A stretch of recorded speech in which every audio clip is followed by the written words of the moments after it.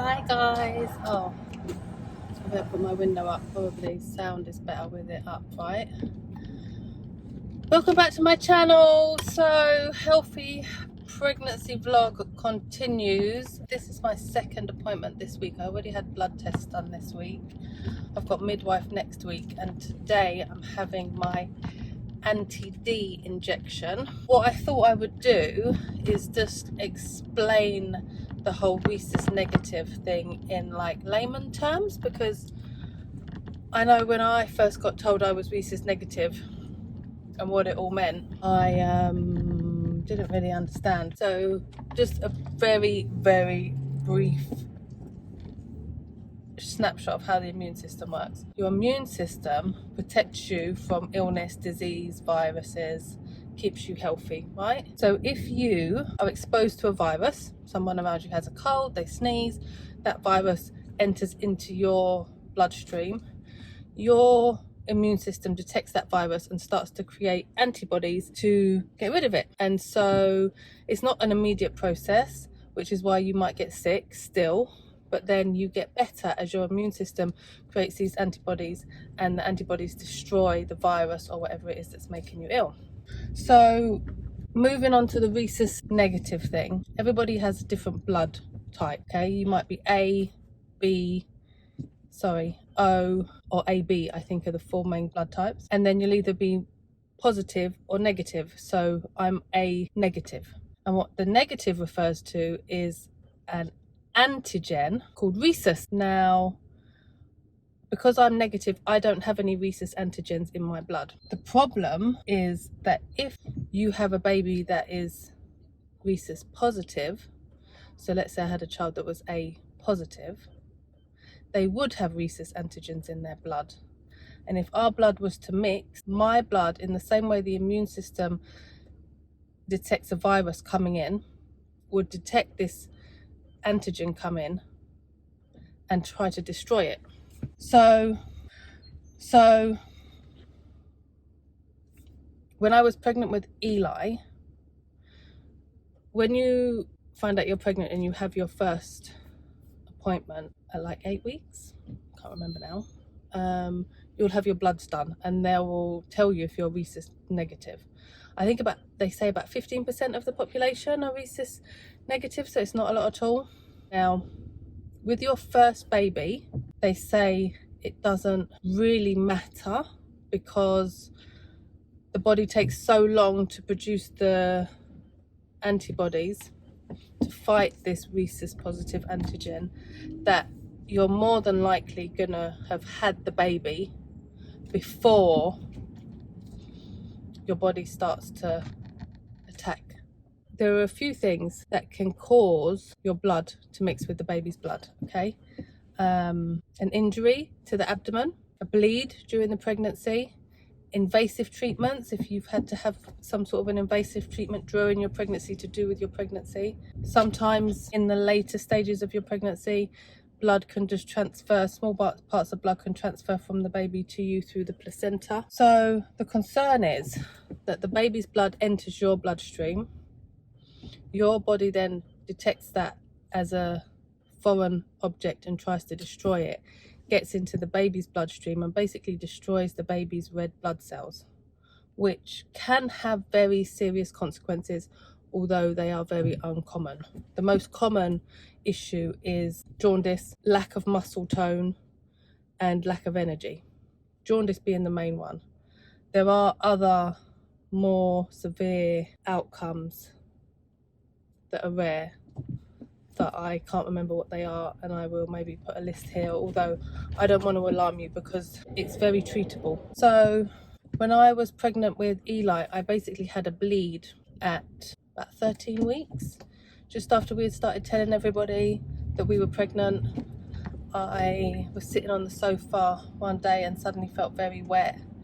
Got up and went to the toilet and was basically bleeding quite heavily. Spent the night in A&E and was told it's not that uncommon actually, and the result was later diagnosed as a low-lying anterior placenta, and I had done a lot of driving the day before, and so maybe just the position I was sitting in or the seatbelt, or maybe not related at all, but the placenta was very low, caused me to have a bleed. And so they can now do a blood test on the baby. It's a new thing. They never used to be able to do it before, but they can do it now. So they can take a blood from you and detect the baby's blood type. If the baby is negative and you are negative, there's no problem. If the baby is positive and you are negative, obviously there's a problem. So with Eli, the test was inconclusive. So they couldn't tell his blood type basically. So I still had to have the anti-D because I had this bleed, and it was just the safest thing to do. So I had to have the anti-D then. Now with this baby, they've done the blood test and they've said that the baby is positive. So I have to go and have the anti-D again. So basically what happens with the anti-D injection is it's a blood injection. It is a blood plasma, donor blood plasma.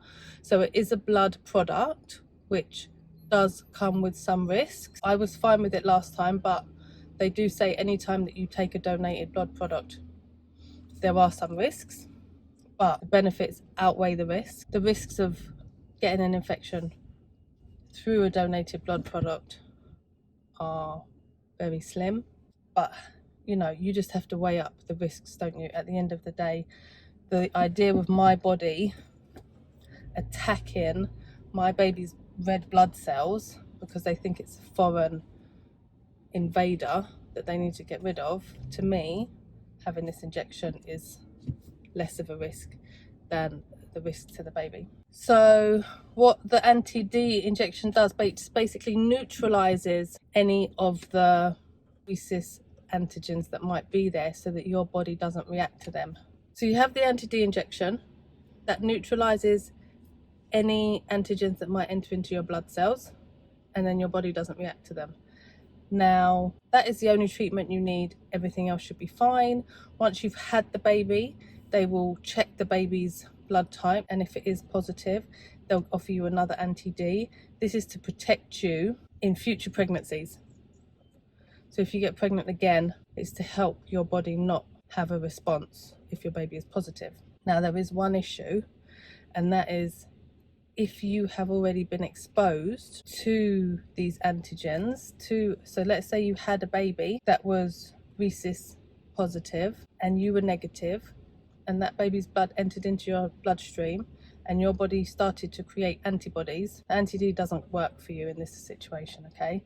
So when they do the same blood test, they will be able to tell if you have these antibodies in your blood already. So they'll test if you're negative and they'll test if you've got any antibodies. If you have the antibodies, the anti-D doesn't help you, and basically they have to monitor you and your pregnancy. So they will do extra scans based on the blood flow in the brain. So if your baby is anemic inside the womb, which could be caused by obviously the red blood cells being broken down and destroyed by your blood, if that is the case, the blood moves more quickly through the brain, and they should be able to detect that on an ultrasound. So you'll have extra scans and extra monitoring, and I think in really severe cases they can do a blood transfusion while the baby's inside, but sometimes the baby has to be born early in order to do the treatment, so it can be quite serious. So yeah, unfortunately, if you have already been exposed to the antigens, pregnancy is going to be a bit more stressful than if you haven't. But if you haven't, and you should find out pretty early on in your first pregnancy whether you're rhesus negative, and they should take steps to avoid that from happening. And it's fairly simple, not really too much to worry about. I know there are some people that don't accept blood products. I don't know why every time I say blood products, I say it in a funny accent, blood products. But for me, it's a no-brainer. I'm not gonna say no. Obviously, it would be nice if they said, oh, your baby's negative, you don't need it, because then it would just save another trip to the hospital. So I'm just going to drive down to the hospital, get my injection, have a think about whether I've remembered to tell you everything or if there's anything else I was supposed to tell you. And yeah, wind down my window because I'm literally sweating. Can you imagine? Hello. breathe. Okay, so here's what happens. Right, get myself back together. Just had my anti-D injection. It hurts, guys. I can't even lie. Like, it's not the needle going in. It's the liquid going in. It hurts, I can't lie. I scrunched my eyes up so much I thought my false lashes were gonna come unstuck. Okay, so it's all actually quite serious. I mean, nothing to be afraid of. So you go in, first of all, there's 2 nurses, 2 midwives, and I had to confirm my name, date of birth. They said, did I know why I was there? Have I had it done before? And did I know my blood group? And then it was like, okay, now we're going to confirm your name. Can you confirm your date of birth? Like, you are who you say you are. You know why you're here. You know what's happening. Then once both of the nurses have checked the form, checked your name against what they've got on their computer, one of them leaves. So I think it's just like a double up to make sure that they're giving it to the right person. And then you get the injection. And I said put it in my left hand because I'm right-handed, but now I'm driving home using my left arm much more than my right arm. I wish I'd done it the other way around. Never mind. So yeah, and then you basically just get the injection and then they wait a few minutes. She does something on the computer and then she's like, how do you feel? Do you feel fine? If you feel fine, you can go. I guess they're waiting to see if you have an adverse reaction to it. But I'm fine, I've had it before, I said that. Chit chat. And then good to go. So yeah, it's a very short appointment. It doesn't take long. You know, they have to make sure they're following the procedures. They have to make sure that you're the right person. You know what's going on. You know why you're there. But I was in there for like 5 minutes, 10 minutes. You know, you've got to sit in the reception room. All the reception chairs have got crosses on them. There's like 2 chairs with ticks on that you can sit on, making sure that you're 2 meters apart from whoever else might be there. There was no one else there.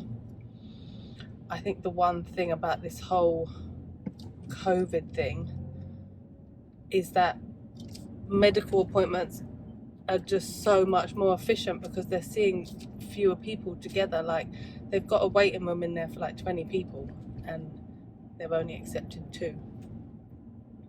So you can imagine, you go there on a normal day, there's probably loads of people there, but because of COVID it's very quiet and you're just in and out, which is nice. But obviously don't want to say that because it's not like, you know, COVID's great, it means I get to spend less time at the hospital. But yeah, so what else happened? That's it really. It does hurt a little bit. It's not the best feeling, but equally nothing to worry about. It's really very simple and very straightforward and over very quickly. Okay, so they did my bloods again I had my bloods done on Wednesday, today's Friday, and it says on my sheet no antibodies detected, so that's good. So that means that, you know, the anti-D is going to work, it's going to do what it's supposed to do. And she said if this injection will last me to the end of my pregnancy, however, if I have a sensitizing event, which could be injury to the abdomen, bleeding, something that could cause, you know, some sort of an internal injury around the baby, I have to go to the maternal assessment unit and I have to tell them what's happened, and I'll probably have to have another injection. But if I don't have any sensitizing events, then this will last me to the end of the pregnancy and everything should be fine. So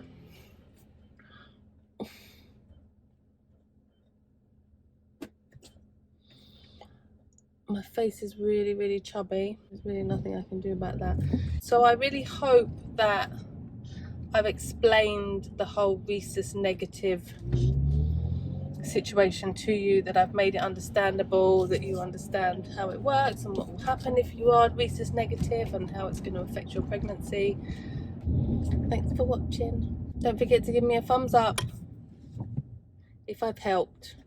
Leave me a comment. Would love to hear from you. Thank you.